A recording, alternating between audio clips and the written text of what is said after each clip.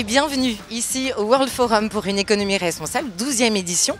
On va parler tout de suite des relations nord-sud, les territoires, le développement. Comment ça peut se faire encore mieux? Déjà, pour que ça se fasse encore mieux, il faudrait déjà que ça se fasse bien. Et pour l'instant, ça ne se passe pas bien. Ça ne se passe pas bien parce que si on prend le cas des pays d'Afrique comme le Sénégal, au bout de 60 ans d'indépendance, on a grosso modo les mêmes problèmes qu'au début. Ça veut dire que les modèles de développement que nous avons pratiqués jusqu'à présent n'ont pas donné satisfaction. Parce qu'on était dans une économie de marché.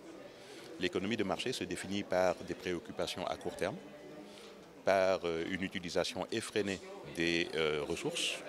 Et le résultat, en tout cas l'indicateur de réussite, c'est le chiffre d'affaires, c'est le bénéfice.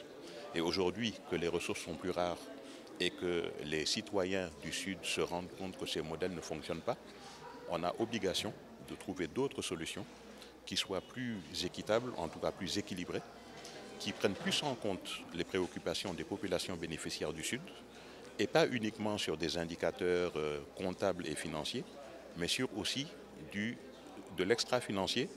J'allais même dire, on doit prendre en compte le ressenti des populations, comme on le fait pour la météo.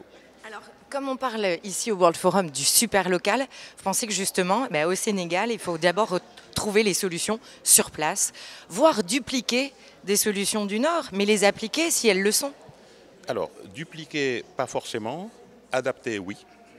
Parce qu'on se rend compte, notamment les principes de la RSE, il y en a beaucoup qui sont fondamentalement africains dans les villages. Et on se rend compte que c'est la ville qui a perverti les gens.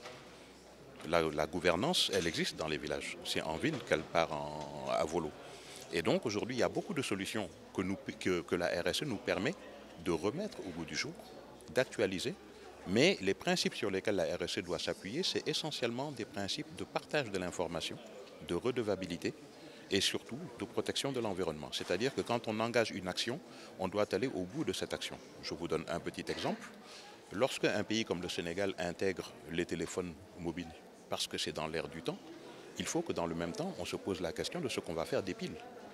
Lorsqu'on le fait sur les lampes à basse consommation, et que dans le même temps, on n'a pas mis de stratégie pour récupérer ces lampes quand on sait qu'il y a du mercure dedans, pour éclairer et récupérer un peu d'argent d'économie sur l'énergie, on crée un problème écologique très important qui est celui de le recyclage.